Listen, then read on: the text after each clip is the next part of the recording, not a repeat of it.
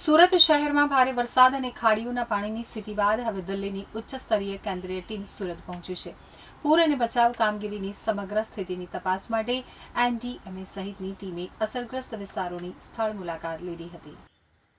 સુરત શહેરમાં પૂર અને ખાડીની ગંભીર સ્થિતિ બાદ કેન્દ્રીય સ્તરે તપાસ શરૂ કરવામાં આવી છે. સ્થિતિનો તાગ મેળવવા નેશનલ ડિઝાસ્ટર મેનેજમેન્ટ ઓથોરિટી એટલે કે એનડીએમએની ટીમ સુરત આવી પહોંચી છે. આ ઉચ્ચ સ્તરીય કેન્દ્રીય ટીમમાં સેન્ટ્રલ વોટર કમિશન, ભારતીય હવામાન વિભાગ અને એનડીઆરએફના વરિષ્ઠ અધિકારીઓ સામેલ રહ્યા હતા. સુરતના આઈસીસીસી સેન્ટર ખાતે કેન્દ્રીય ટીમ સમક્ષ શહેરમાં સર્જાયેલ પૂર જેવી સ્થિતિ અને હાથ ધરાયેલ બચાવ કામગીરી અંગે પ્રેઝન્ટેશન રજૂ કરવામાં આવ્યું હતું. તો પાલિકા દ્વારા અસરગ્રસ્ત લોકોના સ્થળાંતર, ફૂડ પેકેટના વિતરણ તેમજ પૂર બાદ હાથ ધરાયેલી સફાઈ કામગીરી સહિતની વિગતો કેન્દ્રીય ટીમ સમક્ષ રજૂ કરવામાં આવી હતી.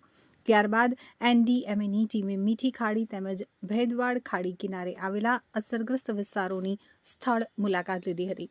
ટીમ સણિયા હેમાદ વિસ્તારમાં પણ પહોંચી હતી અને સ્થાનિક પરિસ્થિતિનો તાગ મેળવ્યો હતો. પૂર અને ખાડીની સમસ્યાના કાયમી ઉકેલ માટે જરૂરી પગલાં અંગે પણ અધિકારીઓ સાથે ચર્ચા કરવામાં આવી હતી.